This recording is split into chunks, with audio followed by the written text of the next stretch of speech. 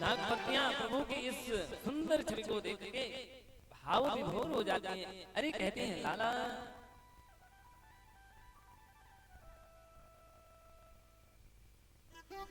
तू जितना जल्दी हो सके यहाँ से भाग जा। ये सुंदर छवि इतना सुकुमार बालक कहीं मेरे पतिदेव उठ ना जावे, इनकी निद्रा ना खुल जाए, तत्क्षण तुम भाग जाओ। प्रभु कहते हैं क्या मैं तुम्हारे पतिदेव से डरता हूँ क्या? मैं तो तुम्हारे पतिदेव से ही मिलने आया हूँ। नागपतियां ऐसे कर रही हैं, रे कन्हैया मेरे स्वामी बड़े ही खतरनाक हैं। अगर उनकी नींद खुल गई, वो जग गए तो तुमको मार डालेंगे। कन्हैया और जोर से बुला रहे, नागपतियां क्या मैं डरता हूँ क्या तुम्हारे पतिदेव से? इतने में काली नाग की निद्रा खुल गई। कन्हैया को देखते ऐसे फुंकार को माना कि मानो एक क्षण कन्हैया में सावधान हो गई। कन्हैया ने जैसे ही उस काली नाग के फन को देखा तो कभी कन्हैया इधर को भागी, कभी उधर को भागी, पर जान न जाए निशाचर माया। उस काली नाग ने अपने फन को घुमाया और कन्हैया को उस फन में लपेट के बंदी बना लिया। अब जब कन्हैया बीचों बीच फंस गए तो वो 100 फन वाला काली नाग कभी इस फन से फुंकार मारे तो कभी इस फन से फुंकार मारे। प्रभु कभी इधर को भागे, कभी उधर को भागे। पर प्रभु ने क्या किया, सर्वप्रथम अपने शरीर को बड़ा किया। जैसे शरीर को बड़ा किया तो उस फन भी थोड़ा सा बड़ा हुआ। तत्क्षण प्रभु ने अपने शरीर को कम किया और छलांग लगाई तो उस आग के फन भी जाकर बैठ गए। और उस फन में जब प्रभु जाके बैठते हैं, प्रभु 100 के 100 फनों पे इतना तांडव करते हैं, इतना तांडव करते हैं कि सारे फन लहूलुहान हो जाते हैं। नागपत्नियां कहती हैं, प्रभु मेरी सुहाग की रक्षा करो। पर आज कन्हैया उस नाग को मानो इतना एहसास दिला रहे हैं, इतना नृत्य कर रहे हैं, इतना तांडव कर रहे हैं कि वो सारे नाग के जितने भी फन थे, 101 फन, सबके सब लहूलुहान हो गए हैं। हरि तांडव मुंडन पर नाचत गिरधारी, तांडव मुंडन पर नाचत गिरधारी, तांडव मुंडन पर नाचत गिरधारी, तांडव मुंडन पर नाचत गिरधारी। हम पगट पगट हम तनन पर बिम बिम बिम बिनन पर नाग दुहारी, तांडव मुंडन पर नाचत गिरधारी, तांडव मुंडन पर नाचत गिरधारी, तांडव मुंडन पर नाचत गिरधारी, तांडव मुंडन पर नाचत गिरधारी। सत सन का दे अन्न नारमणि बम बम बम महादेव बम बम बलिहारी, तांडव मुंडन पर नाचत गिरधारी, तांडव मुंडन पर नाचत गिरधारी, तांडव मुंडन पर नाचत गिरधारी, तांडव मुंडन पर नाचत गिरधारी। विविध विद्याधर गम दम दम देव सकल गम गम मुनि गंधर्व नाचत बलिहारी, तांडव मुंडन पर नाचत गिरधारी, तांडव मुंडन पर नाचत गिरधारी, तांडव मुंडन पर नाचत गिरधारी, तांडव मुंडन पर नाचत गिरधारी। सूरदास प्रभु की बाण किम किम किम हो जान, चम चम चम चरण पर निर्भय विकारी, तांडव मुंडन पर नाचत गिरधारी, तांडव मुंडन पर नाचत गिरधारी, तांडव मुंडन पर नाचत गिरधारी, तांडव मुंडन पर नाचत गिरधारी, तांडव मुंडन पर नाचत गिरधारी, नाचत गिरधारी, नाचत बलिहारी, नाचत गिरधारी। बोले गिरधारी भगवान की जय हो। उस काली नाग के 100 के 100 फनों को प्रभु ने अपना तांडव करके लहूलुहान कर दिया। नागपत्नियां विनती कर रही हैं, बिम बिम बिम विनती कर रही हैं, नाग बदुहारी। नागपत्नियां विनती कर रही हैं, प्रभु हमारे सुहाग की रक्षा करो, इस सिंदूर की रक्षा करो। देखो मैं 6 दिन आज कथा हो गया, नित्य प्रति सोचता हूँ इन माताओं के दाम्पत्य जीवन के सुधारने के लिए। पर कथा की ऐसी मोड़, ऐसी लहर कि मंच पे बैठने के बाद वो चीजें विस्मरण हो जाती थी। पर आज जब नागपत्नियां अपनी उस सुहाग की रक्षा मांग रही हैं, अपनी उस सिंदूर की रक्षा है प्रभु से गुहार लगा रही हैं, मुझे याद आ गया जिन परिवार में दाम्पत्य जीवन में पति पत्नी में नहीं पड़ता, उसका विशेष कारण कौन है पता है? उसका विशेष कारण आप हो माताओं, आपके पतिदेव से नहीं पड़ता, आपके कारण आपके पति की अल्पायु होती है, आपके ही कारण आपके पति की मानसिक प्रतिष्ठा, सामाजिक प्रतिष्ठा घट जाती है। पति को नीचा दिखाने वाला, पति की उम्र को कम करने वाला, पति के मान सम्मान को कम करने में सबसे बड़ा योगदान आपका है। विवाह में जब विवाह होता है तो ग्रंथों में लिखा है, सिंदूरम शोभनम रत्नम सौभाग्यम सुवर्णम सुवदम कामतम चैव सिंदूरम प्रतिगृह्यता। सिंदूर का वर्णन किया गया है ग्रंथों में। पर आज का ऐसा फैशन बाहर में जाए जिस फैशन से हमारे पति की रक्षा न हो पाए, हमारे पति की अल्पायु हो जाए, हमारे पति की मान सम्मान की प्रतिष्ठा घट जाए।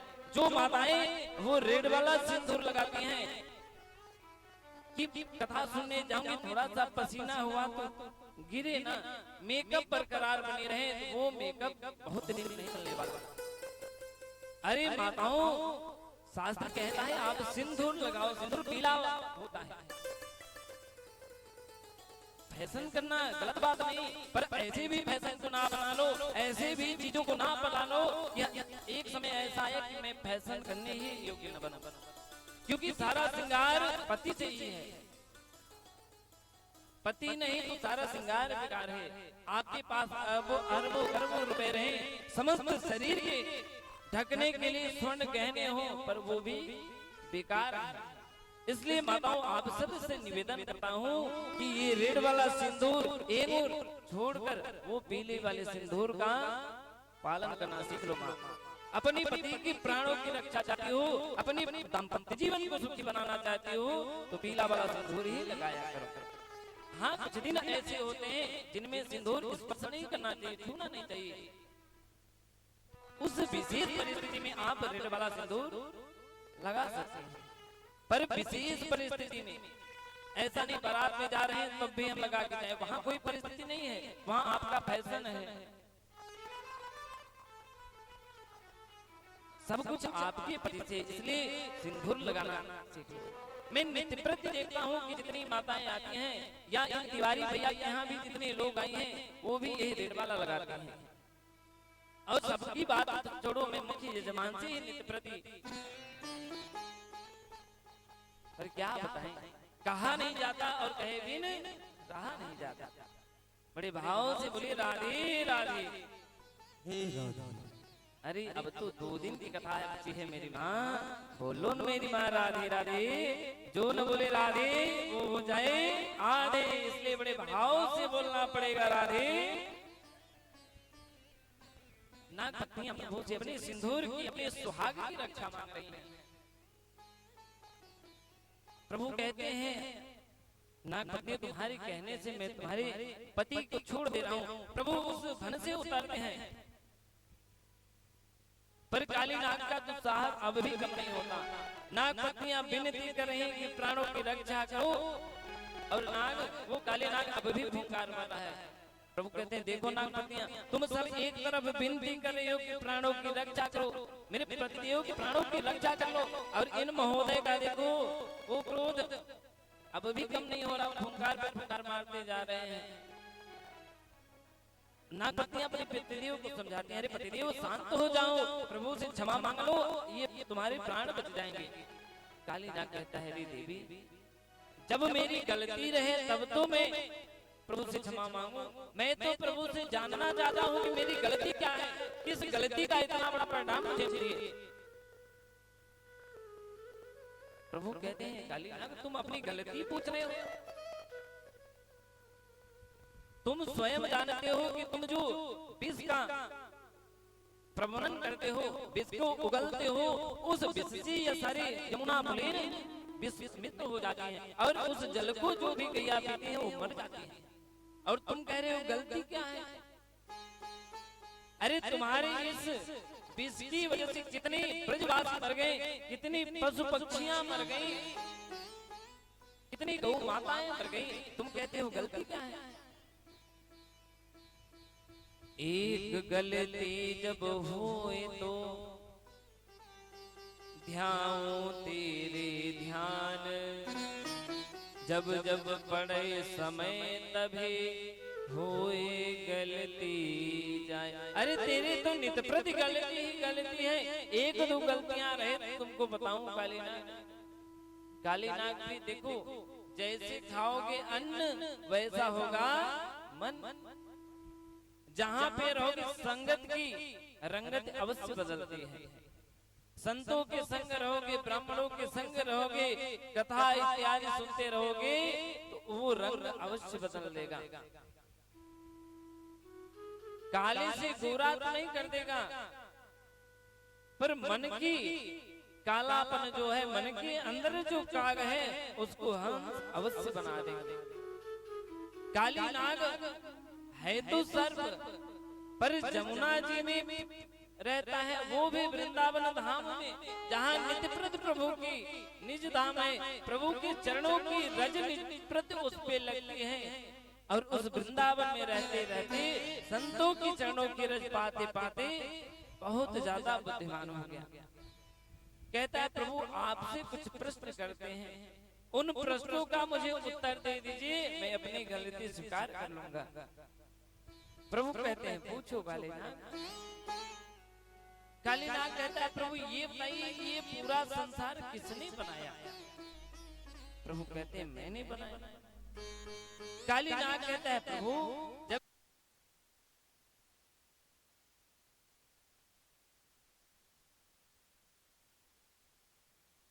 कालीनाग कहता है प्रभु जब हम सर्पों को आपने बनाया तो हम सर्पों के कंठ में ये विष कौन दिया? प्रभु कहते हैं वो भी मैंने दिया। कालीनाग कहता है प्रभु जब आपने इस विष को दिया तो हम जैसे सर्पों के मस्तिष्क में क्रोध किसने दिया? प्रभु कहते हैं वो भी मैंने दिया। कालीनाग कहता है बस प्रभु फैसला हो गया, तन मन धन यह जीवन सब कुछ है तेरा, स्वामी सब कुछ है तेरा, तेरा तुझको अर्पण प्रभु जी का प्रभु को समर्पण, तेरा तुझको अर्पण प्रभु जी का प्रभु को समर्पण, क्या लागे मेरा ओम जय जगदीश हरे। कालीनाग कहता है प्रभु तन मन धन सब कुछ है तेरा, आपका ही दिया चीज मैंने आपको अर्पण कर दिया, तो इसमें मेरी गलती क्या है? प्रभु कहते हैं कालीनाग तुम संतों के संग रह के इस वृंदावन में रह के संतों की भाषाएं तो बहुत सुन ली, पर जब मैंने तुम जैसे नाग को बनाया, तुम जैसे नाग के मन में क्रोध दिया, तुम जैसे नाग के कंठ में विष दिया, तो तुम जैसे नाग को रहने के लिए मैंने एक लोक भी बनाया। अरे नाग लोक मैंने बनाया कि नहीं? कालीनाग कहता है प्रभु आपने नागलोक तो बनाया, पर हम सब जब अपने नागलोक में रहते हैं उस नागलोक से निकलते हैं तो आपका वाहन गरुड़ तत्क्षण खा लेते हैं। प्रभु कहते हैं कालीनाग अब चिंता मत करो, जिन चरणों के लिए भरत जी अयोध्या से चित्रकूट तक आगमन किए, पर प्रभु ने चरण नहीं दिया, चरणों का चरण पादुका दिया। जिन चरणन की चरण पादुका भरत रहे लिवियानी, सोई चरण केवट दोई दीना। अरे प्रभु केवट के चरण, केवट को चरण मिला, लेकिन भरत जी को चरण पादुका मिला। और आज कालीनाग तेरे तो 101 फनों के प्रभु के दोनों चरण पड़े हैं, अब तुमको कौन बोलने वाला है? तुम निर्भय होके जाओ, अपने उस नाग लोक में कोई नहीं पूछने वाला। गरुड़ को इस चरण चिन्ह को देके नतमस्तक होके चला जाएगा। देखिए जीवन में स्वभाव में जीना तो आपका उद्यम है, पर अभिमान में जीना ये आपका दुर्गति का स्थिति है। स्वभाव प्रभु के प्रति रहे, परिवार के प्रति रहे, लोगों के प्रति रहे, धन के प्रति भी रहे तो कोई दिक्कत नहीं, पर उन धन को लेकर, उन संपत्ति को लेके, उन घर वालों को लेके अगर मन में अभिमान आ जाए कि हमसे सुंदर कोई नहीं, हमारे परिवार से अच्छा कोई नहीं, वो अभिमान है, वो ही अभिमान प्रभु का आहार है। एक बार प्रभु वैकुंठ में विराजमान थे, प्रभु की दोनों पत्नियां, प्रभु की दोनों पत्नियां कौन है? लक्ष्मी जी और विपत्ति देवी। ये विपत्ति जो हम आपके घरों में आती है वो भी प्रभु की पत्नी ही है। एक दिन दोनों पत्नियां 16 श्रृंगार करके प्रभु के पास आई और प्रभु से पूछते हैं, प्रभु एक बात बताओ कि हम दोनों में से कौन सबसे ज्यादा सुंदर लग रहा है? ये तो बहुत कठिन सवाल है ना कि दोनों पत्नियां अपनी हैं, एक को कहो सुंदर तो दूसरी को कहो तो प्रभु तो अंतर्यामी है, सब जानी, कभी किसी को कष्ट नहीं देते। जीवन में जो होता है अच्छे के लिए होता है, जीवन में जो हो रहा है वो भी अच्छे के लिए हो रहा है, और जीवन में आगे जो भी होगा वो भी अच्छा नहीं होगा। हमको आपको आगे की नहीं सोचना, पीछे की नहीं सोचना। प्रभु ने जिस क्षण जो खुशियां दी उसको कर लो, हमारे आपकी वजह से नहीं हो रहा है, ये प्रभु की मर्जी है, प्रभु की कृपा है, प्रभु करवा रहे हैं तो हम आप कर रहे हैं। प्रभु ने कहा देखो देवियों, तुम सब जाओ वहां से जल भर के लाओ, जल भर के लाओगी तो मैं बताऊंगा कौन सबसे सुंदर लग रहा है। लक्ष्मी जी और विपत्ति देवी दोनों ही गई और जल भर के लेके आई। पूछी प्रभु अब बताओ हम दोनों में से सबसे सुंदर कौन? प्रभु ने कहा देखो विपत्ति देवी, तुम जब जा रही थी ना जल लेने के लिए, जब तुम जा रही थी तो बहुत सुंदर लग रही थी। अब तो विपत्ति देवी भी फूले ना समाये, जमीन से पांव उठ गया और लक्ष्मी जी के मुंह छोटी हो गई। पर प्रभु ने कहा लक्ष्मी तुम जब आ रही थी ना तब बहुत ही सुंदर लगती है। लक्ष्मी जी खुशी हो गई। ये प्रभु की नहीं, हम आपके भी वो दो पत्नियां, दो माताएं, विपत्ति जब जाती है तो बहुत सुंदर लगती है कि विपत्ति जा रही है, जाए अच्छा लगता है ना। और लक्ष्मी जी जब आती हैं तब अच्छी लगती है कि लक्ष्मी जी जाती हैं।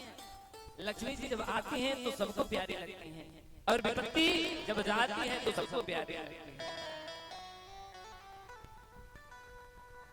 जय जय श्री राधे। हमारे बीच में आज दो पत्रकार महोदय इस पंडाल में उपस्थित हैं, यहाँ का कवरेज कर रहे हैं और वो कुछ भाषा का माल्यार्पण करना चाह रहे हैं। संस्कार पाठक जी, श्री संस्कार पाठक जी यानी न्यूज ब्यूरो चीफ है, आप आए हैं, आप मंच तक आए। संस्कार पाठक जी यानी न्यूज ब्यूरो चीफ है, आप कुछ महाराष्ट्र से माल्यार्पण का आशीर्वाद प्राप्त करें। कृष्ण गुप्ता जी, श्री कृष्ण गुप्ता जी न्यूज लाइव संवाददाता है आप। कृष्ण गुप्ता जी न्यूज लाइव संवाददाता, आप भी आए पूज्य महाराज का माल्यार्पण कर आशीर्वाद। जय जय श्री राम।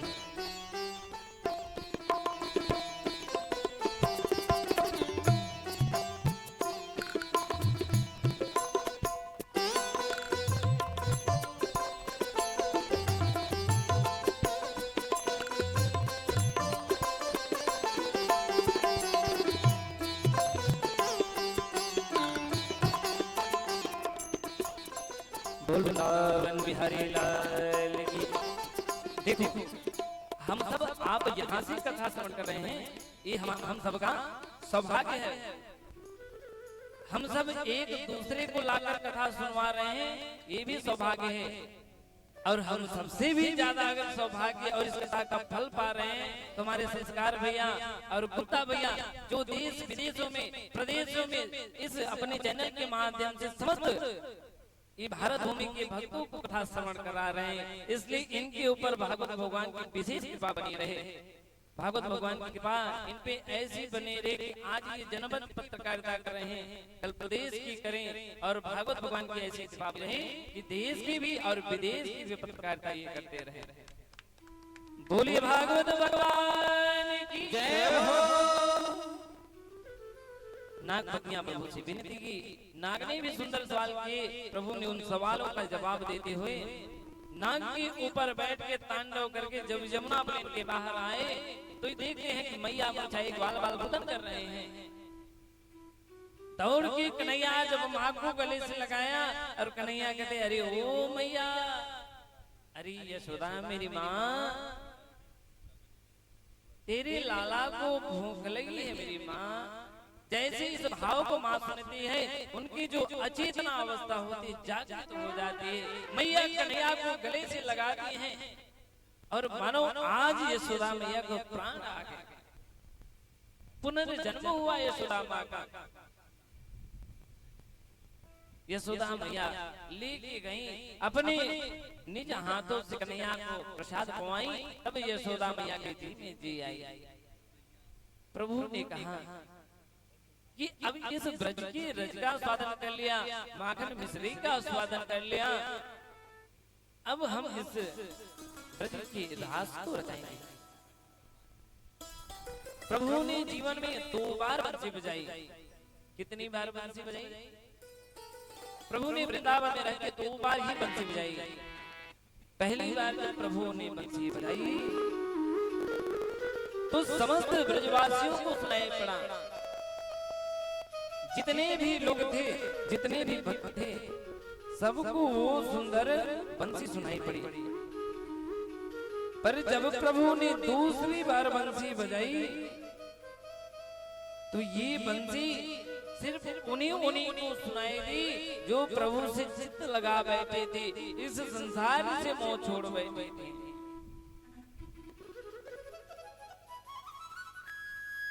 जो श्रुतियां, स्मृतियां, इंद्रियां इस शरीर की भान को छोड़ बैठी थी, इस शरीर के भान को भूल बैठी थी,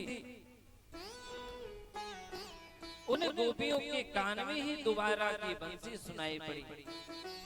जिनको सिर्फ और सिर्फ कृष्ण चाहिए और दुनिया में कोई नहीं चाहिए, सिर्फ उन्हीं को ये बंसी सुनाई दी। भगवान पिता रात्रि स्वर्ग फल मल्लिका बिचरंतो मनस में योग माया मुपाय। प्रभु ने दूसरी बार बंसी बजाई तो शरद पूर्णिमा की पावन रात में, चांदनी रात में, शरद पूर्णिमा की वो रात जिस रात में अमृत का वर्षा होता है, चंद्रमा पूर्ण प्रभावित होते हैं, पूर्ण रूप से दिखाई पड़ते हैं, अर्धरात्रि में भी मानो आपको प्रकाश दिखाई देता है। और अमावस की रात कैसी होती है? सामने वाला व्यक्ति भी ना दिखे। जैसे ही प्रभु ने दूसरी बार बंसी बजाई, इन बंसी के कान, जिन जिन गोपियों के कान में पड़ी भान, सब काम छोड़ के दौड़े दौड़े भाग गई। कुछ रसिक कहते हैं एक गोपियां गैया तो हमें को जा रही थी, पर जैसे प्रभु की इस बंसी की भान पड़ी, पालकी को छोड़ के दौड़ पड़ी। कुछ संत कहते हैं कि एक गोपी अपने पतिदेव को भोजन खवा रही थी, पर जैसे ही प्रभु की बंसी की भान पड़ी, सब कुछ छोड़ के दौड़े दौड़े आ गए।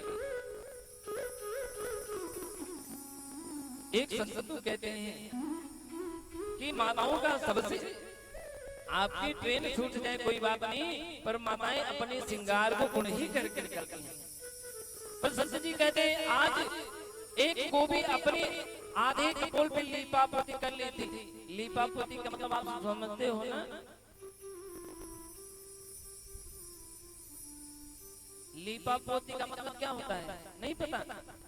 आचार्य जी बताएंगे। पर आज लगता है घोर समाधि में चले गए, आज कुछ बोलने वाले नहीं। हमारे आचार्य जी को पता है, लेकिन अभी माला का जाप कर रहे हैं। अच्छा, हमारे पति भैया बता रहे हैं, कोई बात नहीं, वो नहीं बताए तो हम तो बता रहे हैं। अरे वो माताएं फेशियल कर रही हैं, लीपा पोती कर रही हैं। माताओं का 100 काम छूट जाए, पर श्रृंगार जब करना शुरू कर दी तो जल्दी निकलने वाली नहीं। पर आज जिन जिन गोपियों के कान में बंसी की तान पड़ी, गोपी आधी ही कपोल में लीपा पोती की थी, पर उसे अपने शरीर का भान है ही नहीं। सब कुछ छोड़ के दौड़ पड़ी कन्हैया के पास। प्रभु उन्हीं को मिलते हैं, प्रभु उन्हीं को आते हैं जिनको अपने शरीर की भान हो, सिर्फ प्रभु की कृपा की भान हो।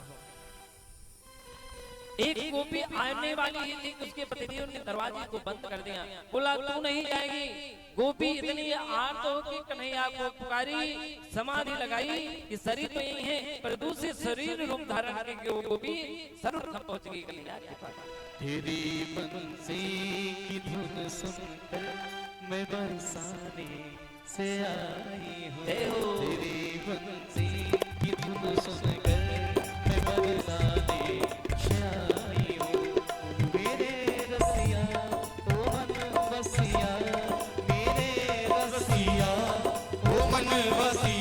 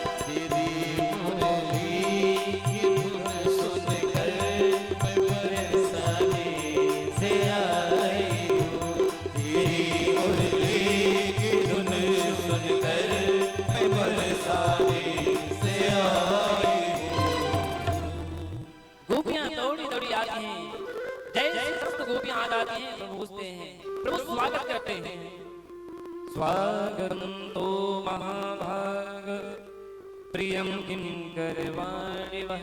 अरे स्वागत है गोपियों, इस पावन चांदनी रात में, पूर्णिमा की चांदनी रात में स्वागत करे जी। प्रभु ने पहले स्वागत किया और फिर दूसरे में पूछ लिया कि किम कारण आगमन। अरे गोपियां तुम सब क्यों आई हो? जैसे प्रभु ने पूछा क्यों आई हो तो गोपियां क्रोधित हो गई। मन में कहते हैं कि पहले तो तू बुलाता है और फिर पूछता है क्यों आई। हमारे राजा भैया की एक कहावत है, दिन में एक बार सुनाई देते हैं कि बुलाती है मगर जाने का नहीं। बोलो राधे राधे। गोपियां कहती है पहले तो तू बंसी बजा के मंद मंद मुस्कुरा के बुलाते हो, उसके बाद पूछते हो क्यों आए। गोपियां मन ही मन विचार करके इस नेत्रों से कृष्ण से बात कर रही हैं। कन्हैया कहते अच्छा तो मानो पतिदेव से खटपटी हो गई, सो चांदनी रात में भाग किया गया। ये तो गलत बात है ना। गोपियां सर हिलाती है, नहीं कोई खटपटी नहीं।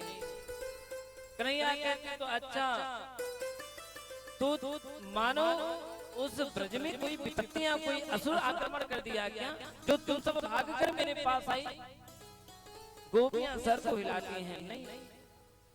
कन्हैया कहते तो अच्छा मानो तुम सब हमसे प्रेम करती हो इसलिए आई हो। कन्हैया ने 7 श्लोकों में गोपियों से पूछा है क्यों आई हो। गोपियां प्रणव गीत के माध्यम से 17 श्लोकों में प्रत्युत्तर देती हैं। मैवं विभूहति भवन्ति तुम दशम्यं, मैवं विभूहति भवगदितिं निसंगं, संताज सर्व विषय तव पाद मूलं, संताज सर्व विषय तव पाद मूलं, भक्ता भजस्व हृदय मातस्म जाता, देवो प्रभु विधातु किं तु कर्तव्यं, मैवं विभूहति भवगदितिं निसंगं। गोपियां 17 श्लोकों में जवाब देती हैं कि प्रभु हम क्यों आए। जैसे गोपियों ने अपनी मन की वेदना कन्हैया से कही, कन्हैया खिलखिलाने लगे, मुस्कुराने लगे। सब गोपियों ने सोचा कि अरे ये कन्हैया तो हम सब के मन की बात जानना चाहते थे कि हम सब आए क्यों हैं। समस्त गोपियों से गिरे कन्हैया सबके साथ ठुमका लगा रहे हैं, नृत्य कर रहे हैं। और उन समस्त गोपियों को आ गया अभिमान कि देखो ये त्रैलोक के स्वामी हम गोपियों के इशारे पे नृत्य कर रहे हैं। शेष महेश सुरेश दिरेश निरंतर राम जाय कृपा, ताहि अहिर की छो हरियां छछियां पर छाछ बिना। उन गोपियों के मन में आया अभिमान कि त्रैलोक के स्वामी कृष्ण योग योगेश्वर हम सबकी इशारे पे नृत्य कर रहे हैं। पर समस्त गोपियों को आया अभिमान और राधा जी को आया मान। अभिमान होना गलत बात है, प्रेम और प्रीतम में मान होना, रूठना मनाना तो स्वाभाविक है, पर अभिमान होना नहीं। जैसे गोपियों को हुआ अभिमान, राधा जी को हुआ मान, तो प्रभु वहां से अंतर ध्यान हुए, राधा जी को लिए और कुंज वन में प्रविष्ट पाए। राधा जी से कह रहे अरे वो हमनी, अरे वो प्राण वल्लभा, ये तुम्हारे चेहरे पे बालक क्यों बज रहे हैं, तुम क्यों रुष्ट हो। हम तो सबसे ज्यादा प्रेम तुमसे करते हैं, तुम तो मेरे प्राण वल्लभा हो, प्राण प्रीतम हो ना। राधा जी व्यंग कर रही हैं, हमसे प्रेम करते हो। कन्हैया कहते हैं हाँ राधे तुमसे अत्यंत प्रेम करता हूँ, तुम जहाँ कहो तहाँ चल दूं। राधा जी व्यंगात्मक से कर रही हैं, तुम कहाँ जाओगे, जहाँ तुम्हारा मन है वहीं चलो।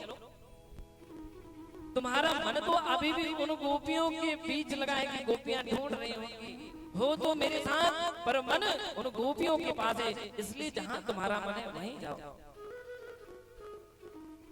प्रभु कुंज वन में किशोरी जी को चरण पखार रहे हैं। किशोरी जी को चरण पखारते हुए एक ब्रजवासी देख गए और ब्रजवासी ने बोला, अरे भैया, जिन कृष्ण कृष्ण हम सब कहते जाते हैं, वो कृष्ण भी आज किशोरी जी के चरण प्रक्षालन कर रहे हैं, चरण दबा रहे हैं।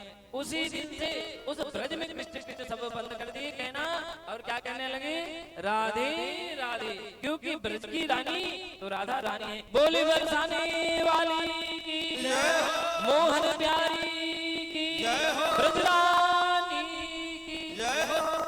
तब तक सभी गोपियां उसी वन में प्रविष्ट हुई। प्रभु ने जैसे गोपियों को आते देखा, राधा जी को वहीं छोड़े तत्क्षण अंतर ध्यान हो गए। राधा जी को छोड़ते ही राधा जी अचेतन अवस्था में हो गए, बेहोश पड़ गए। बोल वृंदावन बिहारी लाल की।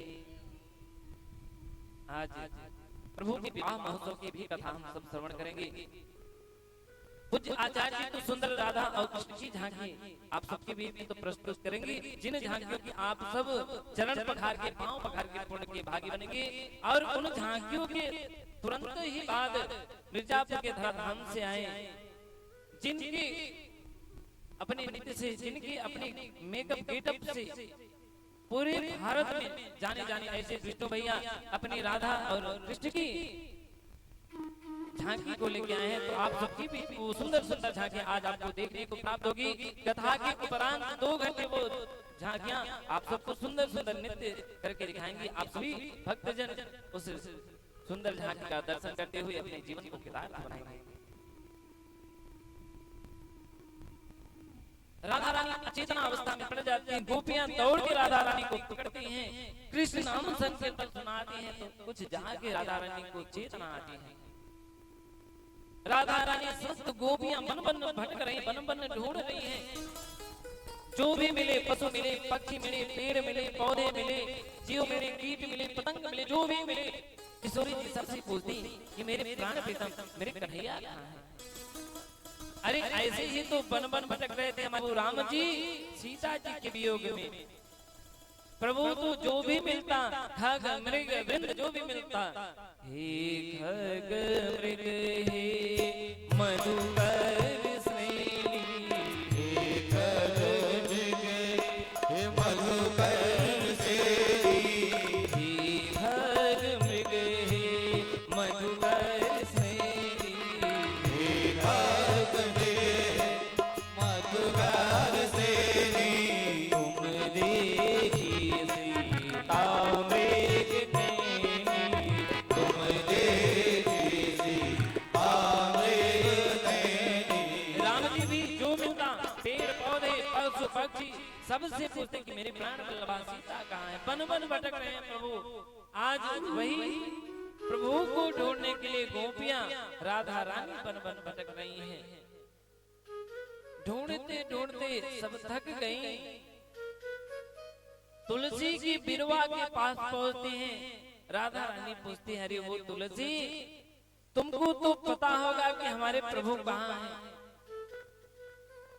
क्योंकि प्रभु तब तक प्रसाद नहीं पाते, तब तक उनका यह सदा तृप्त नहीं होता जब तक आपका दल न बढ़ जाए। तो तुमको तो निश्चित ही पता होगा कि हमारे प्राण प्रीतम कहाँ हैं। एक गोपी कहती है, अरे राधा, ये क्या बताएगी, ये तो हमारी स्वयं सौतन है। देखो कितनी खिलखिला के हंस रही है, वो हमसे दूर है तो ये हंस रही है।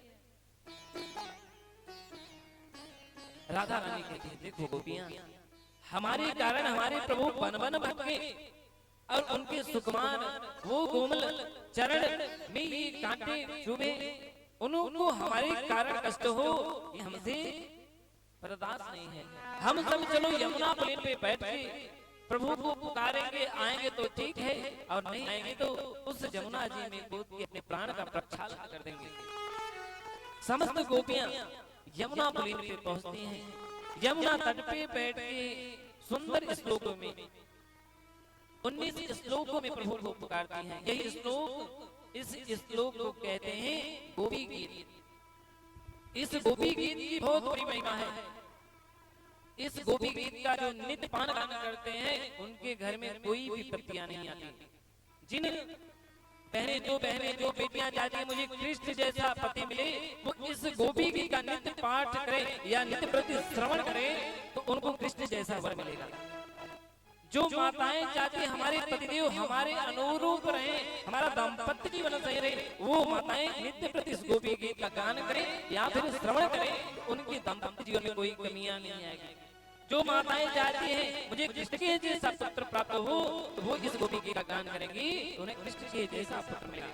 जो चाहते हैं कि प्रभु मुझे किसी न किसी रूप में दर्शन दे, वो भक्त भी इस गोपी गीत का गान करे या श्रवण करे, तो प्रभु अवश्य आपको किसी न किसी रूप में अवश्य मिलेंगे। इस गोपी गीत का प्रभाव है। देखो इनके घरों में श्रीमद् भागवत महापुराण हो, वो श्रीमद् भागवत कथा के 10वें स्कंद के 31वें अध्याय का 19 श्लोक का पाठ करें। जो भक्त संस्कृत नहीं पढ़ सकते या जिनके घरों में श्रीमद् भागवत की पुस्तक नहीं है, भागवत रूपी भगवान है, तो आजकल तो आधुनिक युग आ गया। गूगल बाबा यूट्यूब पे बोल दो गोपी गीत आ गया, पढ़ने की भी जरूरत नहीं। आप नित्य प्रति गोपी गीत श्रवण करो, सुनो, तो प्रभु आपको किसी न किसी रूप में दर्शन अवश्य देंगे। तो आइए जिन भक्तों के गोपी गीत आता है वो गोपी गीत गाएंगे, जिनको नहीं आता वो तो हाथ जोड़ के अपने मन में अपनी मनोकामना करते हुए इस गोपी गीत को श्रवण करें, तो प्रभु उनकी मनोकामना अवश्य पूरी करेंगे। अब दोनों हाथ जोड़ के प्रभु से अपनी मनोकामना बताएं और इस मंगलमय गोपी गीत का श्रवण करें। जयति तेधिकं जन्मना ब्रज श्रयत इंदिरा शाश्वती। जयति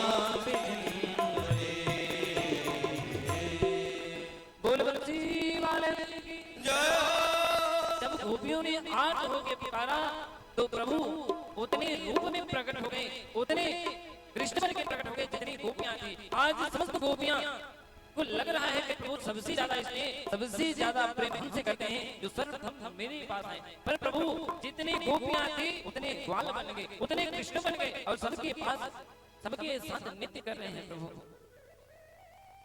इस महारास मंडप में केवल और केवल पुरुषों का प्रवेश वर्जित है, सिर्फ और सिर्फ स्त्रियों का प्रवेश ही आगमन है।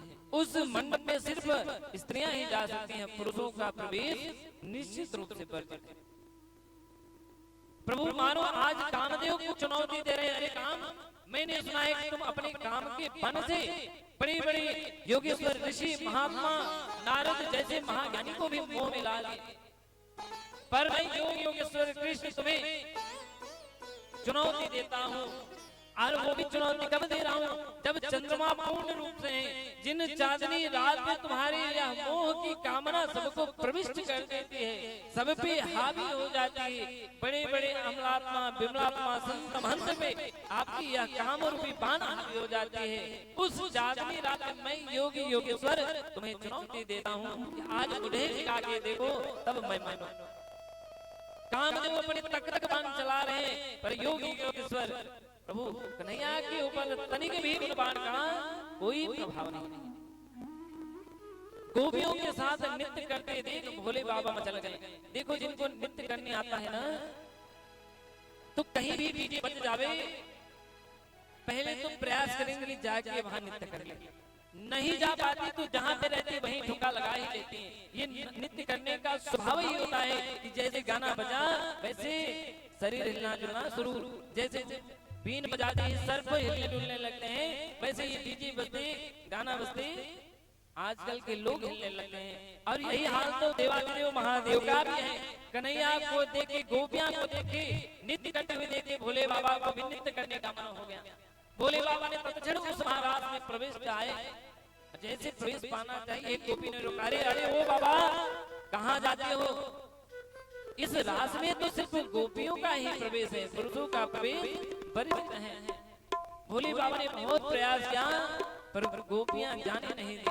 भोले बाबा को तुरंत कैलाश आते हैं और पार्वती से कहते हैं, हरि पार्वती एक दिन भोले भंडारी बन के ब्रज की नारी गोकुल में आ गई है, गोकुल में आ गए हैं।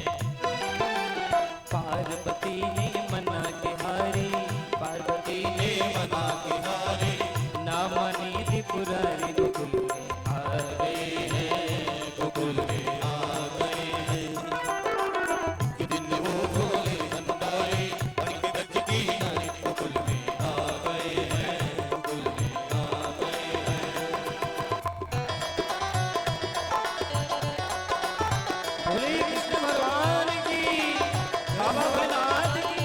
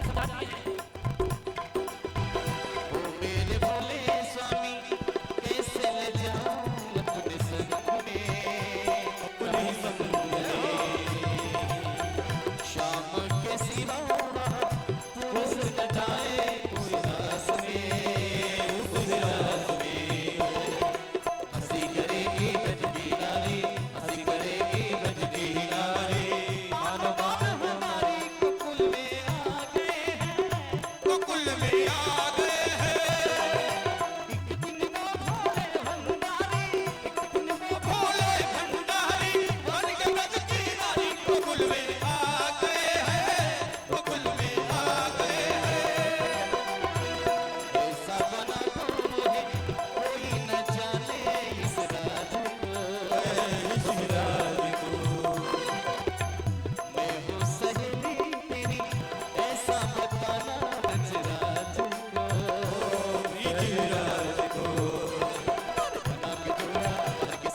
बना के जोड़ा पहन की साड़ी चाल चले मतवाले गोकुल में आ गए हैं गोकुल में आ गए हैं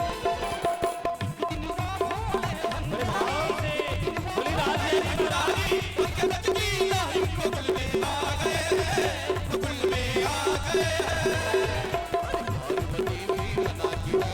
पार्वती भी मना की मारी नामने त्रिपुरारी गोकुल में आ गए हैं गोकुल में आ गए हैं वृंदावन आ गए भोले बाबा पार्वती मैया के साथ सहेली बन के उस रात में प्रवेश पाए। जैसे कन्हैया की दृष्टि भोलेनाथ पड़ी, कन्हैया ने देखी ऐसी मोटी तगड़ी गोपी आपस में तो मैंने जीवन में नहीं देखी कभी। पर जब प्रभु ने देखा समझ गए, प्रभु ने ऐसी बंसी बजाई कि भोलेनाथ अपने प्राण को भूल गए कि मैं स्त्री बना हूं या वही भोलेनाथ हूं। अपने देह के भान को भोलेनाथ ने भूल गए और नृत्य करने लगे। सर से साड़ी खिसक गई, पल्लू हट गई। देख देख के कन्हैया मुस्कुराने लगे। कन्हैया कहते हरे गोपेश्वरनाथ स्वागत है, बोले गोपेश्वरनाथ की जय हो। कभी भी आप सभी वृंदावन जाएं तो बिहारी जी के पास में निधि वन से पहले बाबा गोपेश्वरनाथ का मंदिर है। वहां आप दर्शन करेंगे तो भगवान कन्हैया को या वृंदावन वासी लाला को अपने भोलेनाथ की याद आती है और उनकी याद आती है प्रभु प्रसन्न हो जाते हैं और आपकी मनोकामना पूर्ण करते हैं। इसलिए गोपेश्वर महादेव के दर्शन अवश्य करें। बोले गोपेश्वर महादेव की जय हो। उस रास को रचाने के बाद भोलेनाथ ने नाम दिया रास बिहारी। प्रभु का नाम पड़ गया रास बिहारी। प्रभु ने सोचा कि मैंने ब्रज की रजधाली खूब क्रीड़ा कर लिया, गैया चरा लिया, रास भी रचा लिया, अब अपनी मामा की सुध एक बार ले ही लेते हैं। एक दिन प्रभु विश्राम कर रहे थे। समस्त देवताओं ने विनती किया, प्रभु ये एक एक राक्षसों को आप मारेंगे तो कब तक मारेंगे? अगर आप एक एक राक्षसों को ऐसे संहार करेंगे तो लगता है हम सब दर्शन से वंचित हो जाएंगे, आप तो इसी धराधाम पे ही रहेंगे। नारद कहते हैं देखो देवताओं चिंता मत करो, मैं कोई न कोई उपाय बताऊंगा। नारद जी आते हैं कंस के यहाँ। कंस कहते हैं अरे कंस तू एक एक राक्षसों को भेजता है वृंदावन और वो दोनों भैया कृष्ण बलदाऊ मिलकर तेरे राक्षस को मार देते हैं। तू एक काम कर, अपने मथुरा में बहुत बड़े मेले का आयोजन कर और उस मेले आयोजन में मल्ल युद्ध का अखाड़ा बनाओ और दोनों भाई कृष्ण और बलदाऊ को बुलाओ मेला देखने के लिए। जब दोनों भाई आए मथुरा में तो तुम समस्त राक्षस मिलकर उन दोनों को मार देना।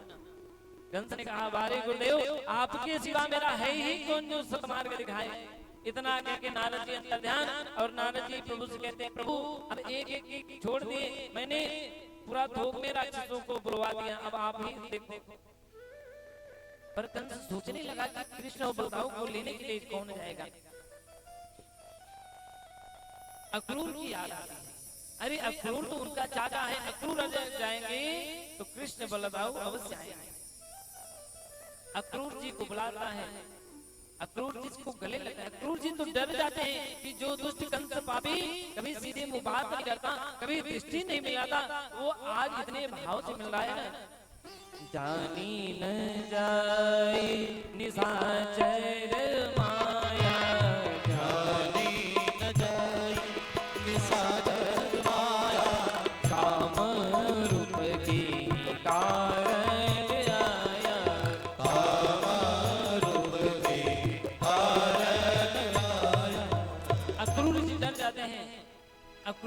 कंस कहता है, अक्रूर तुम जाओ उस वृंदावन में कृष्ण और बलदाऊ को लाओ। मथुरा में मैंने बहुत बड़े मेले का आयोजन किया है, वो मिला उन सबको घुमा दो। अक्रूर जी को अपना रथ देता है कंस। अक्रूर जी चल पड़ते हैं मथुरा से वृंदावन के लिए। पर अक्रूर जी प्रातः से चले हैं और वृंदावन पहुंच रहे हैं सायंकाल। क्या मथुरा से वृंदावन इतने दूर है? नहीं, मथुरा से वृंदावन केवल और केवल 7 किलोमीटर है। पर मानो आज अक्रूर के मन की वेग थम गई है, घोड़ों की वेग नहीं चल रही है, अक्रूर जी के मन की वेग नहीं चल रही है। प्रातः से निकले अक्रूर जी पहुंचते हैं रात्रि संध्या काल। कन्हैया गैया ही डूबे को जा रहे थे। कन्हैया ने देखा जब चाचा जी को तो दौड़ के चाचा जी को प्रणाम किया और अपने अतिथि गृह में ले गए। क्योंकि हम आप सब कहते हैं ना, अतिथि देवो भव। अक्रूर जी को स्नान ध्यान कराते हैं, सुंदर व्यंजन पवाते हैं और कन्हैया पूछते हैं, अरे काका जी आपने आज हमारी सुध कैसे दी? अक्रूर कहते हैं, कन्हैया क्या बताऊं, यह दुष्ट कंस तुम और बलदाऊ को लेने के लिए भेजा है। पर कृष्ण मुझे तो बहुत डर लगा, ये दुष्ट कंस इसके मन में क्या रहा है, इस भाव से मुझे बहुत डर लग रहा है। कन्हैया कहते हैं, देखिए चाचा ये बात पिताजी से मत कह देना, नंद बाबा से मत कह देना कि कंस दुर्भाव से बुला रहा है। पिताजी से बस इतना कहना कि मेला देखने के लिए ले जा रहा हूँ, आज ले जाऊंगा, मेला दिखाऊंगा और कल पहुंचा दूंगा। प्रातः हुआ, नंद बाबा बोले आज तक मैं अपने लाला को अकेले कहीं नहीं जाने दिया हूँ, तो हम सब भी ग्वाल वाला साथ चलेंगे। चल पड़े प्रभु रथ पे, कन्हैया और बलदाऊ भैया बैठते हैं। अक्रूर जी चलते हैं, सायंकालीन होती है तो कहते हैं, प्रभु अरे कृष्ण तुम कहो तो यमुना में एक डुबकी लगा लो, फिर आगे को बढ़ो। जैसे अक्रूर जी में जमुना जी में डुबकी लगाई, जमुना जी में देखते हैं तो कन्हैया बंसी बजा रहे हैं। अक्रूर जी तत्क्षण ऊपर की ओर आए और जब ऊपर देख रहे हैं तो रथ में कन्हैया बैठे हैं। अक्रूर जी को लगा मैं ये क्या देख रहा हूँ। पुनः अक्रूर जी डुबकी लगाई तो अब की बार कन्हैया 1000 फनों पे शेषनाग पे बैठ के सुंदर प्यारी बंसी बजा रहे हैं। अक्रूर जी समझ गए। अक्रूर जी तुरंत यमुना से बाहर आए, कन्हैया के चरणों में लिपट गए। अरे प्रभु अब मुझे विश्वास हो गया कि ये दुष्ट पापी कंस के मरने का समय आ गया, अब तो मुझे कोई भय नहीं। तुरंत अक्रूर जी ने रथ का वेग बढ़ाया और मथुरा पहुंच गए। जैसे मथुरा में प्रभु पहुंचते हैं तो सब दौड़ दौड़ के देखने के लिए उदित होते हैं। धाई धाम काम सब त्यागे, समस्त मथुरावासी अपने काम अपने नित्य कर्म को छोड़ के दौड़े दौड़े भगाए। अरे वो देख लो पूतना मारने वाला कन्हैया आ गया, अरे वो गोवर्धन जाने वाला कन्हैया आ गया, वो बकासुर मारने वाला कन्हैया आ गया। पर प्रभु सबको अलग अलग रूप में दिख रहे हैं। कैसे जागी रही भावना जैसी, जागी रही भावना जैसी, जागी रही भावना जैसी, जागी रही भावना जैसी, प्रभु मूरत देखी दिन तैसे, प्रभु मूरत देखी दिन तैसे, प्रभु मूरत देखी दिन तैसे, मूरत देखी दिन तैसे। तो सबको अलग अलग रूप में दिखाई पड़ रहे हैं। ग्वाल बाल कहते कन्हैया या मथुरा में तो सब तेरे को ही देख रहे हैं, क्या बात है? कन्हैया कहते क्यों ना देखे, ये तो मेरे मामा का गांव है। कहा कन्हैया तू बताया होता कि मामा के यहाँ चल रहा है बबुआर में, तो सुंदर सुंदर ड्रेस पहन के आता। कन्हैया ने तो कहा नहीं पहन के आया तो मैं व्यवस्था करता हूँ ना। प्रभु आगे चलते हैं तो धोबी मिलता है। धोबी से कहते हैं ओ मामा। धोबी देखता है कि मुझे यहाँ मामा बुलाने वाला कौन है। कन्हैया कहते अरे धोबी मामा मैं ही बुला रहा हूँ। धोबी कहता अरे तुम्हारा मामा में कैसे हो गया? कन्हैया कहते अरे मामा या जो यहाँ मथुरा के राजा है महाराज कंस, वो मेरे मामा हुए और मामा के गांव में तो सबरे मामा हुए, इसलिए आप भी मेरे मामा। धोबी कहता है अच्छा तो वो तू कृष्ण है, जा जा तेरे मामा स्वागत करने के लिए तेरी अच्छी व्यवस्था की है। नहीं आगे देखो मामा जी, जो वस्त्र आप लिए हो हम ग्वाल वालों को दे दो तो हम सब पहन के सुंदर बन जाए। धोबी कहता है अरे मूर्ख, हमारे महाराज का यह सुंदर वस्त्र तुम सब ग्वाल वाला ही थोड़ा पहनेगा। इतनी कुपित वहां प्रभु ने ऐसी जोर का झटका लगाई कि एक झटके में गोविंदाय नमो नमः उस धोबी की मृत्यु हो गई। सब ग्वाल वाले सुंदर वस्त्र धारण कर लिए, पर महाराज कंस इतने बड़े ग्वाल वाले छोटे छोटे सरस मोटे ग्वाल वाले कहे कन्हैया ये ड्रेस तो मिल गया, पर इतना ढीला ढाला जोरा जामा की तरह। कन्हैया आगे जाते हैं, दर्जी मामा मिलते हैं। दर्जी मामा से कहते हैं मामा हम सबके वस्त्र को फिट कर दो। दर्जी कर देता, कन्हैया पूछते हैं मामा या फिट करने की सिलाई करने की आपको इनाम क्या दो। तो दर्जी ने धोबी को इनाम पाते हुए देखा तो दर्जी ने हाथ जोड़ा, महाराज मुझे कोई इनाम नहीं चाहिए, कोई इस सिलाई का कोई घाटा नहीं चाहिए। प्रभु ने आशीर्वाद दिया, देखो दर्जी मामा आज मैं आशीर्वाद देता हूँ कि जितने का कपड़ा नहीं होगा वो सो दुगने तुम्हारे सिलाई होगी। तो आज देख ही रहे हो आप सब, जितने का कपड़ा नहीं है उसे ज्यादा को सिलाई लग जाती है।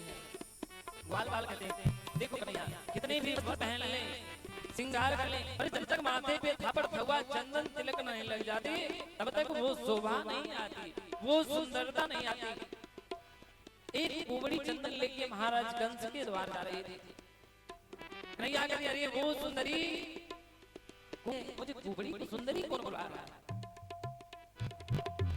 कन्हैया कहती अरे सुंदरी तेरे को ही बुला रहा हूँ, वो थोड़ी थोड़ी कुबड़ी आई।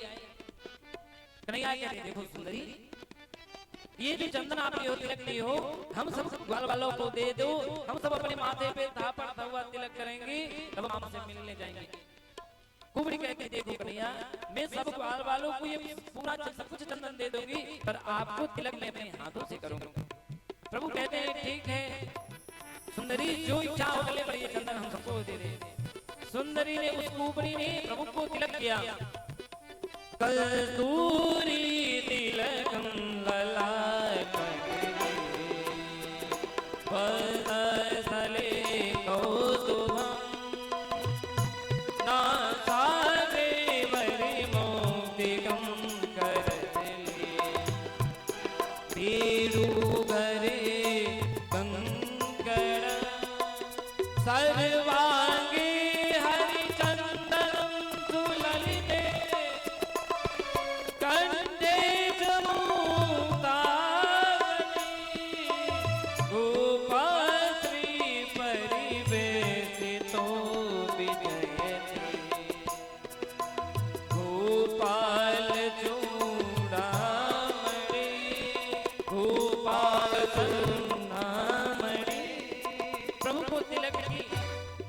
कहते हैं अरे कृष्णा सबके समान प्रेम ले लेगा देगा भी, या कुबड़ी की सारे चंदन तो थापड़ हुआ कर ले, या कुबड़ी की कुछ दान दक्षिणा देगा कि नहीं।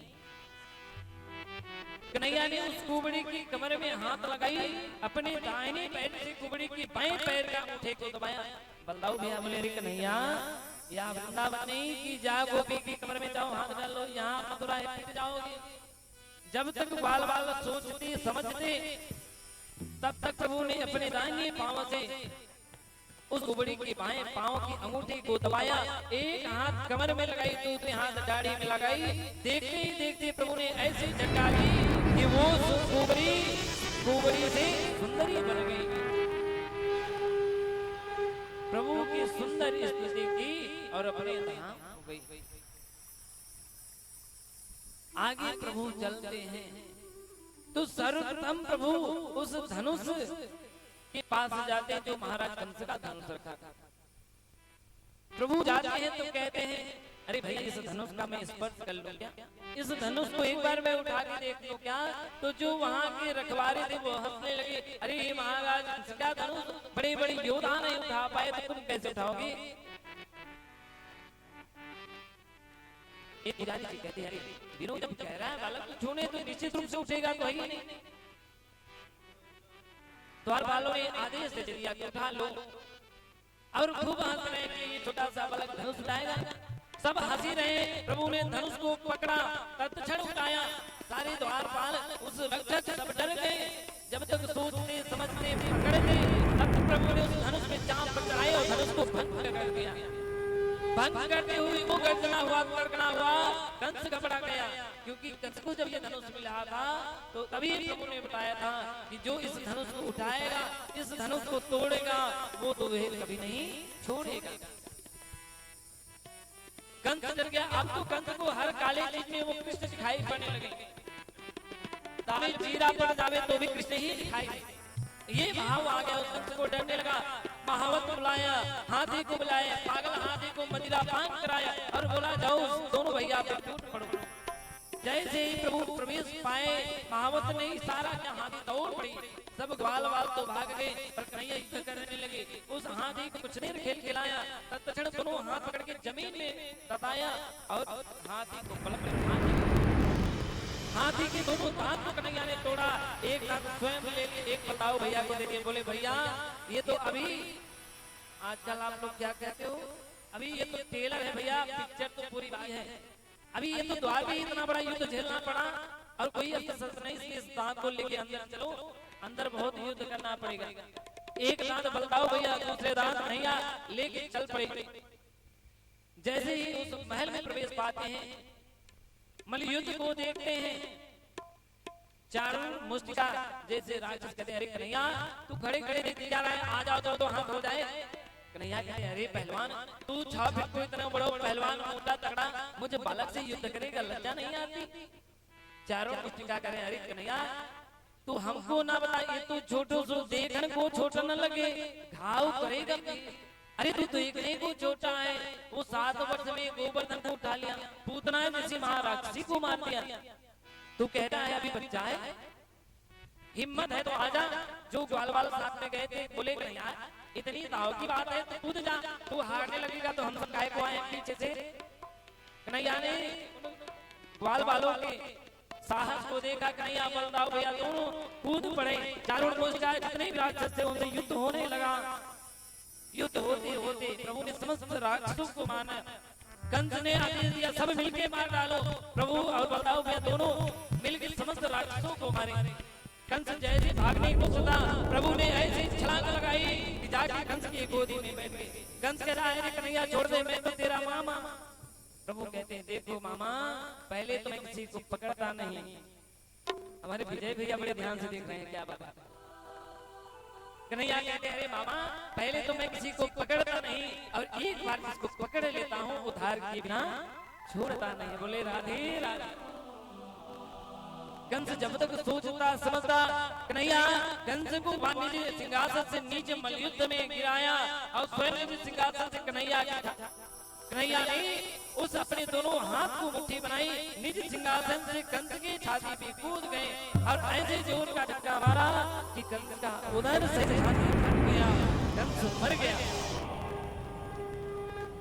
हो गयो सूरज उदय अधियारो गयो, हो भयो सूरज उदय अधियारो गयो, अन्यायी असुर नल मारो गयो, अन्यायी असुर नल मारो गयो, भयो सूरज उदय अधियारो गयो, सूरज उदय अधियारो गयो, अन्यायी असुर नल मारो गयो, अन्यायी असुर नल मारो गयो। कंस मारा गया। कन्हैया अपने माता पिता को बंदी गृह से छुड़ाते हैं, कंस के पिता अपने नाना जी को बंदी गृह से छुड़ाते हैं, राज्य पे बिठाते हैं। अब वसुदेव देवकी कन्हैया को और बताओ भैया को पढ़ने के लिए शिक्षा और दीक्षा दोनों ग्रहण करने के लिए उज्जैन भेजते हैं। प्रभु कहाँ से पढ़े हैं? उज्जैन। आप कभी उज्जैन में जाइएगा तो वहाँ 11 स्थान है दर्शन करने के लिए। एक स्थान नहीं कि गए महाकालेश्वर का दर्शन किए और दूसरी दृष्टि आपकी पड़ती है ओमकालेश्वर, पर उस महाकालेश्वर में ही 11 स्थान है प्रभु के दर्शन करने के लिए। भैरव बाबा, मंगला गौरी, जिन बच्चों को जिन बेटियों को कुंडली में मंगल ग्रह हो, वो या तो उज्जैन मंगला गौरी में मंदिर में जाके दर्शन कर ले तो मंगल का दोष हट जाता है, या तो हमारे इस जनपद में हमारी माँ विंध्यवासिनी की पावन गोद में माँ मंगला गौरी देवी का मंदिर है। अष्टभुजा मंदिर से जस्ट पहले उस मंगला गौरी माँ का दर्शन कर ले तो मंगल का दोष हट जाता है। प्रभु सांदीपनि मुनि आश्रम के में जाते हैं, शिक्षा ग्रहण करते हैं, दीक्षा ग्रहण करते हैं। कुछ दिन के बाद आते हैं तो मथुरा के राजा बन जाते हैं। इधर जब प्रभु राजा बन जाते हैं, बहुत दिन बीत जाता है।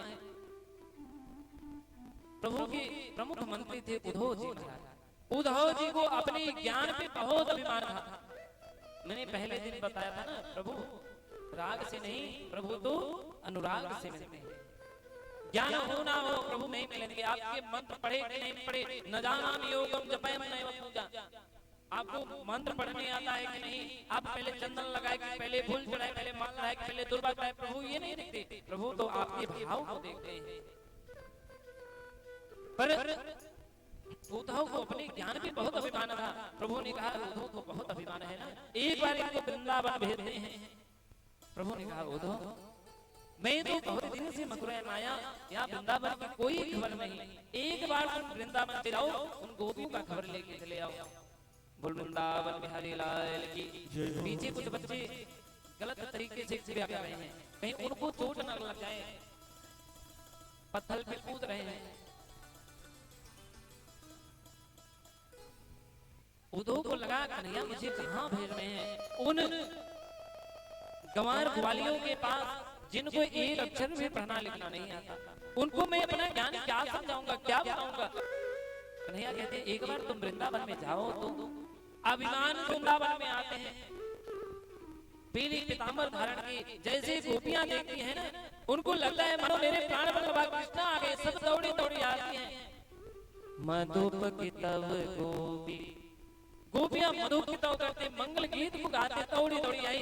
पर जैसे उद्धव के पास आती है ना, उद्धव के इस सूरत को देखते तो दोनों नेत्र सजल हो रहे हैं।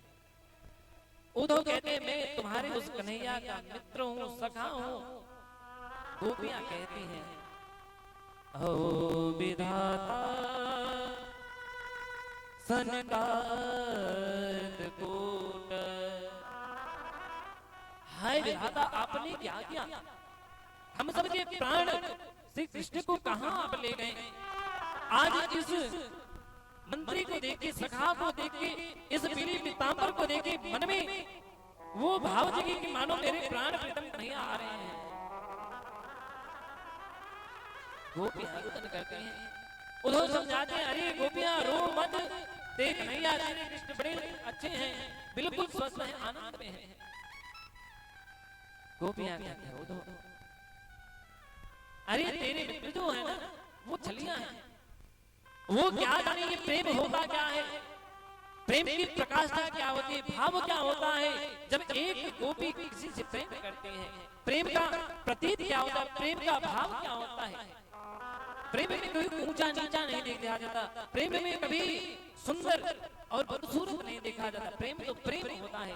अरे वो तुम्हारा कृष्ण क्या जाने प्रेम, अरे वो एक जन्म का कपटी नहीं, वो तो जन्म जन्मों का कपटी है। पंचवटी जब वो सुंदरी रूप धारण करके आई, अरे उसकी क्या गलती थी बेचारी सुंदरी सुंदर की, वो तो विवाह के लिए पूछ रही थी, पर इस तेरे कपटी कृष्ण ने नाक कान कटवा डाले। और आज हम गोपियों से प्रेम करके, प्रेम लड़ाकर स्वयं मथुरा को चला गया और तुमको भेजा है भाव लेने के लिए। अब तो उद्धव का दिमाग खुल गया, अरे ये गोपियां जिन गोपियों को मैं कुंवारी समझता था, मन बुद्धि समझता था, इन गोपियों की तो प्रभु की कई जन्मों की ज्यादा पता है। उद्धव समझ गए कि प्रभु अनुराग से आते हैं, भाव से आते हैं। तो पढ़ लो, बहुत लिख लो, बहुत ज्ञान हो जाए तो प्रभु ज्ञान से नहीं आते, प्रभु तो भाव से आते हैं। आप भाव से पुकारो तो प्रभु अवश्य आएंगे।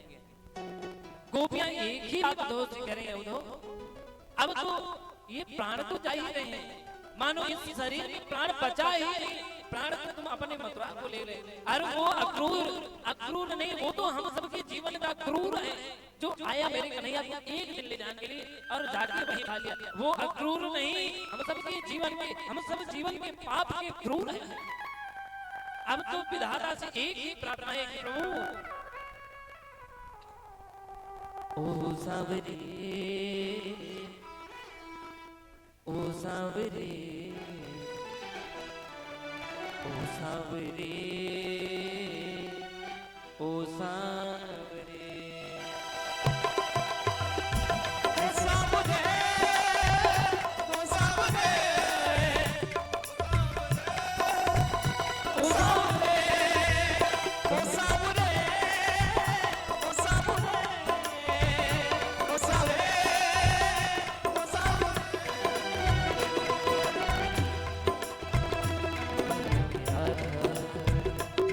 तो ये जानोगी कि कैसा प्यार है मेरा तो ये जानोगे कि कैसा प्यार है मेरा ओ सांवरे ओ सांवरे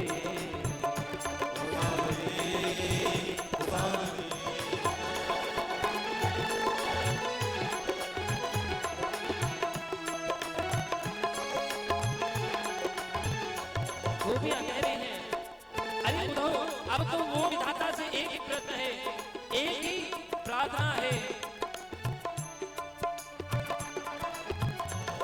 बस एक तमन्ना है, फिर से जन्म मिले, मैं श्याम बनूं तेरा, तू राधा बनके, बस एक तमन्ना है, बस जन्म मिले, मैं नाम बनूं तेरा, तू राधा मेरी बने।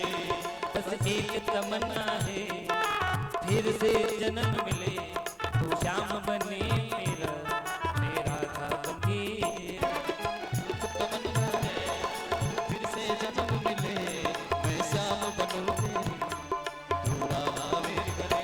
बनूंगी राधा तो ये जानोगे, बनूंगी राधा तो ये जानोगे कि कैसा प्यार है मेरा ओ सांवरे ओ सांवरे ओ सांवरे ओ सांवरे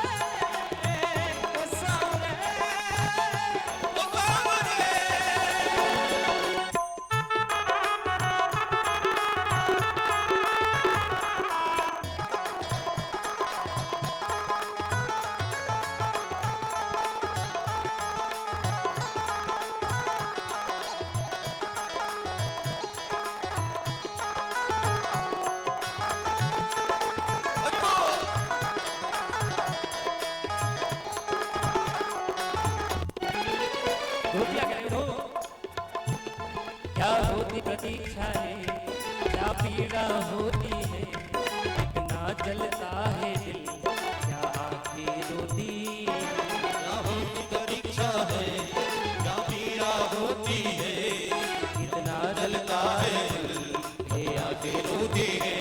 क्या होती प्रतीक्षा है, क्या पीड़ा होती है, कितना जलता है दिल, जब आंखें रोती है, क्या होती परीक्षा है, क्या पीड़ा होती है, कितना जलता है दिल, जब आंखें रोती है।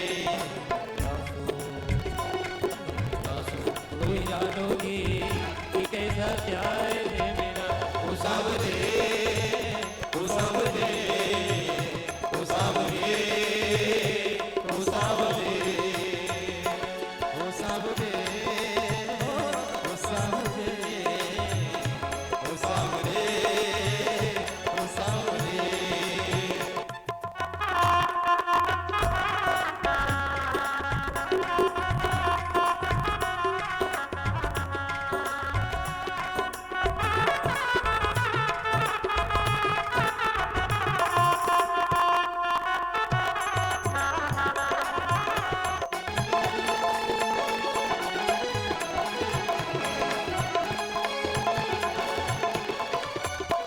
तब कोई सुनेगा ना तेरे मन के टुकड़े, जब ताना सुन सुन करे वो मेरे दिल के टुकड़े, जब कोई सुनेगा ना मेरे मन के टुकड़े, तब ताना सुन सुन कर होंगे दिल के टुकड़े। जब कोई सुनेगा ना तेरे मन के टुकड़े, जब ताना सुन सुन के वो मेरे दिल के टुकड़े, जब कोई सुनेगा मेरे मन के टुकड़े, तब ताने सुन सुन के होंगे दिल के टुकड़े। ताना ओ सुनो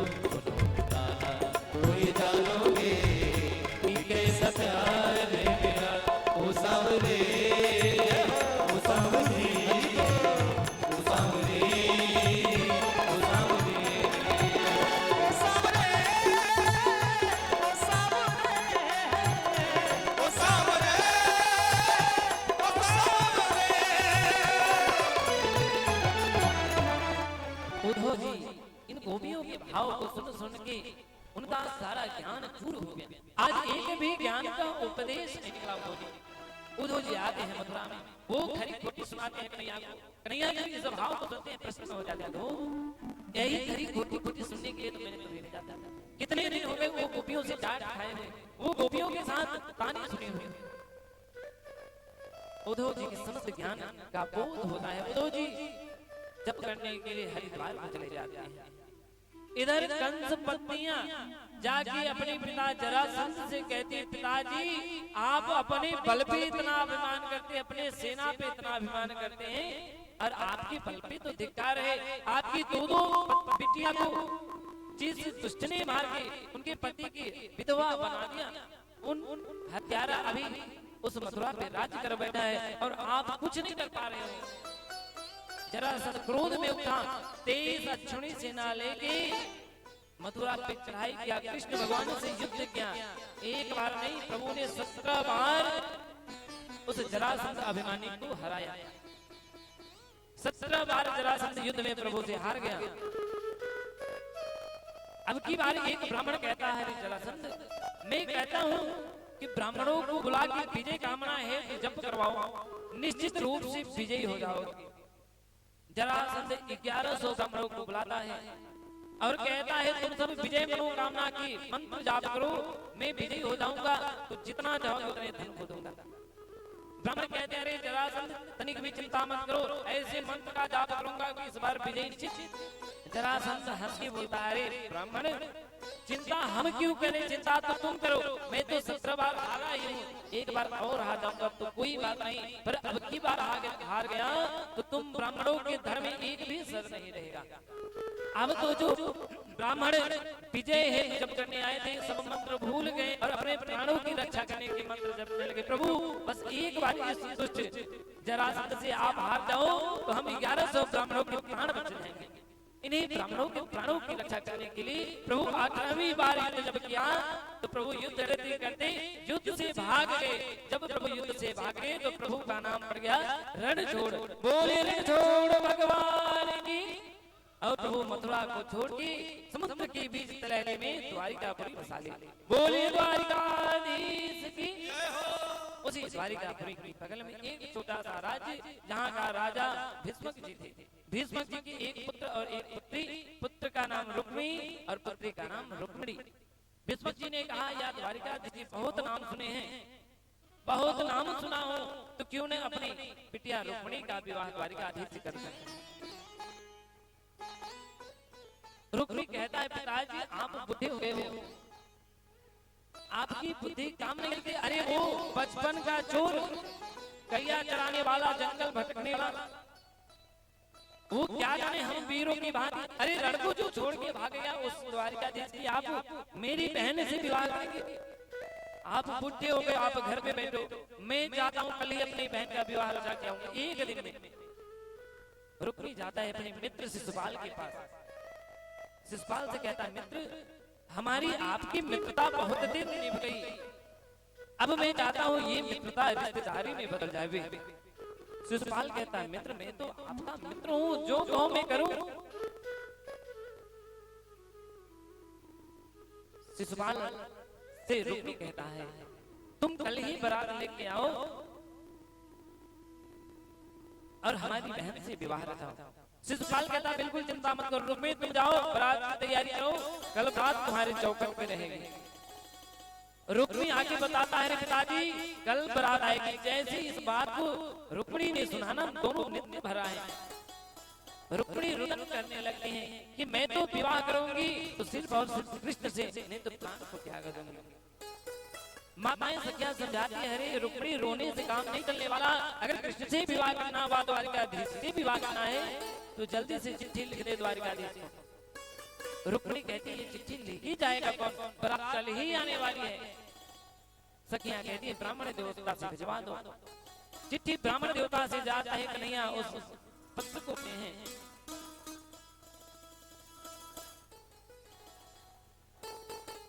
द्वारिकाधीश उस पत्र को जब पढ़ते हैं ना, उस पत्र में कहते हैं, मन ही मन कहते हैं, देवी चिंता मत करो। और उसी ब्राह्मण से प्रति उत्तर कहवाते हैं, कहते हैं कह देना विवाह से पूर्व जब गौरी पूजन के लिए जा रही हैं बिटिया, उसी गौरी पूजन में उसी कुल देवी के मंदिर में मैं आऊंगा और बड़ी सी विवाह रचाकर उसे लेके आऊंगा। चिंता करने की कोई बात नहीं। रुक्मिणी महारानी चल पड़ती हैं। रुक्मिणी महारानी अपनी सहेलियों के साथ चल पड़ती हैं गौरी पूजन करने के लिए। माँ गौरी मैया के मंदिर आती हैं, कुल देवी के धाम में आती हैं, स्तुति कर रही हैं। सेवत तो ही सुलभ फल जारी, सेवत तो ही सुलभ फल जारी, सेवत तो ही सुलभ फल जारी, सेवत तो ही सुलभ फल चारी, वरदायनी त्रिपुरारी पियारी, वरदायनी त्रिपुरारी प्यारी। मैया से कहती हैं देवी रुक्मिणी, सती स्वरूपा सुमंगल कारी, काज सवारती हो सबकी माँ, सती स्वरूपा मंगलकारी काज सवारती बुद्धि के बाजो तुम्हारी रहे तो बने सब काज मेरी रे लगी माँ, बुद्धि के बाजो तुम्हारी रहे तो बने सब काज मेरे रहे माँ। सीता ने पूजा तुम्हारी किया तो, सीता ने पूजा तुम्हारी किया तो, सीता ने पूजा तुम्हारी किया तो, सीता ने पूजा तुम्हारी किया तो, प्रसन्न हुई वर राम मिले माँ, तेरी भी कामना पूर्ण करो मात गौरी हमारा भी कष्ट हरो माँ, मेरी भी कामना पूर्ण करो मात गौरी हमारा भी कष्ट हरो माँ। गौरी गौरी मैया की जय हो। गौरी मैया से प्रार्थना कर रही है रुक्मिणी महारानी, माँ तुम तो मनोवांछित वर को देने वाले हो, अभी द्वारिकाधीश अपने द्वारिका से नहीं चले हैं आचार्य जी, अभी द्वारिकाधीश अपनी द्वारिका में ही पड़े रहे हैं। अभी रुक्मिणी महारानी तो गौरी पूजन कर रही हैं।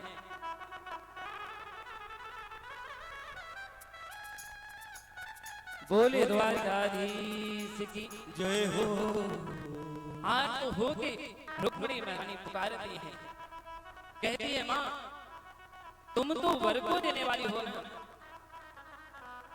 तुम तो मनवांछित मनवांछित वर देने वाली,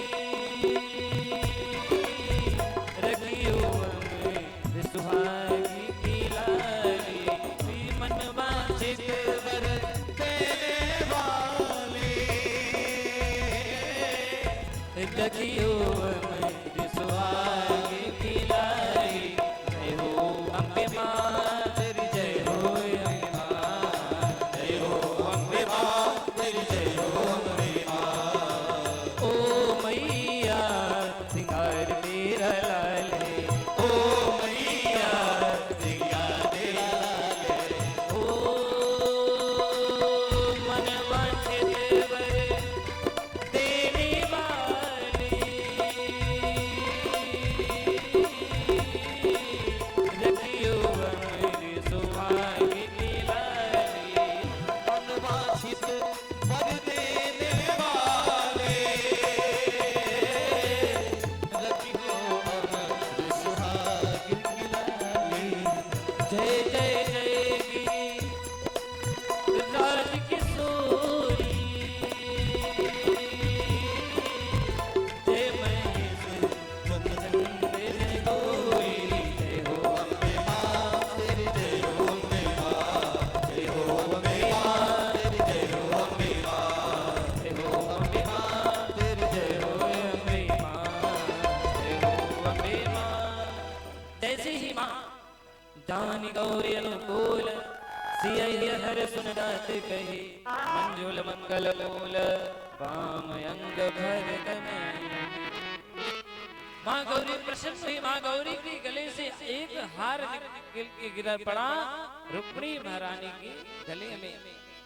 इधर से सुपाल की बारात चौखट तक आई, रुक्मिणी महारानी सुनी तो और आत्म होकर माँ को पुकारने लगी, अरे कन्हैया अब तो आजा, अरे माँ तुम तो मनवांछित वर देने वाली हो।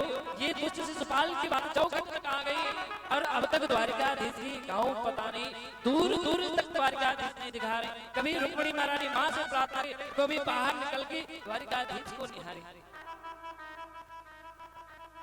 दौड़ दौड़ के माँ से एक ही बात रही, माँ तुम तो जानती हो ना, आज मानो द्वारिकाधीश नहीं मिले तो मैं अपने प्राणों का त्याग कर दूंगा। उधर से जय जय बाहर आके देखे रुक्मिणी द्वारिकाधीश के रथ आ रहे थे। रथ की आवाज जैसे सुनाई पड़ी, रथ की घोड़ों की आवाज जैसे ही सुनाई पड़ी रुक्मिणी महारानी को, रुक्मिणी महारानी दौड़ पड़ी, द्वारिकाधीश को देखी तो सारी सुध बुध भान को भूल गई। द्वारिकाधीश दौड़े दौड़े आए, रथ से आए, द्वारिकाधीश का रथ उस कुलदेवी गौरी मैया के द्वार तक आए। रुक्मिणी महारानी के हाथ को पकड़ा, द्वारिकाधीश ने अपने रथ में बिठाया और एक दो लेके द्वारिकाधीश रुक्मिणी महारानी को अंतर ध्यान बोले द्वारिकाधीश की रुक्मिणी महारानी। ले गयो ले गयो ले गयो रे रुक्मिणी को ललन, ले गयो ले गयो ले गयो रुक्मिणी को ललन, ले गयो ले गयो ले गयो रे जसोदा के ललन, ले गयो ले गयो ले गयो रे रुक्मिणी को ललन,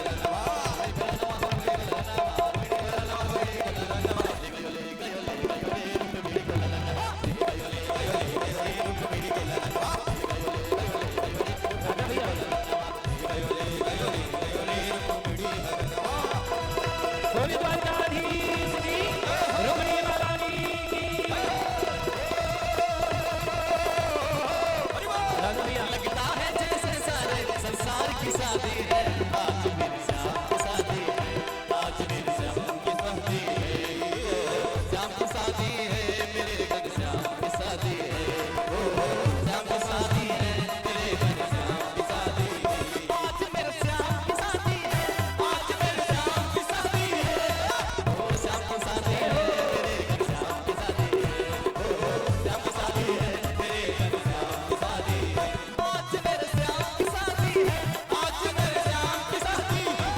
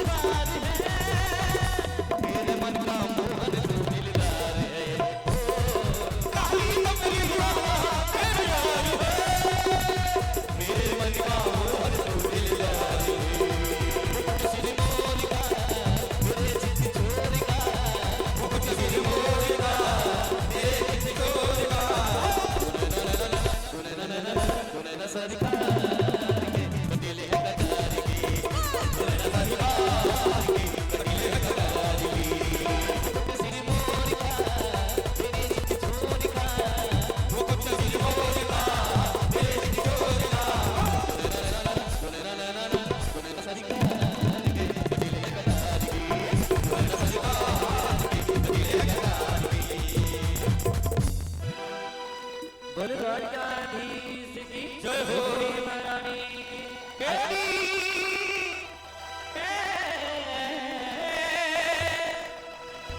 तेरी सखी मंगल गाओरी।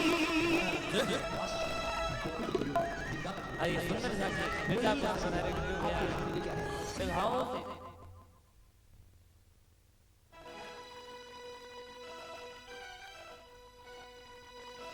उतरेगी आज मेरे पी की सवारी चौक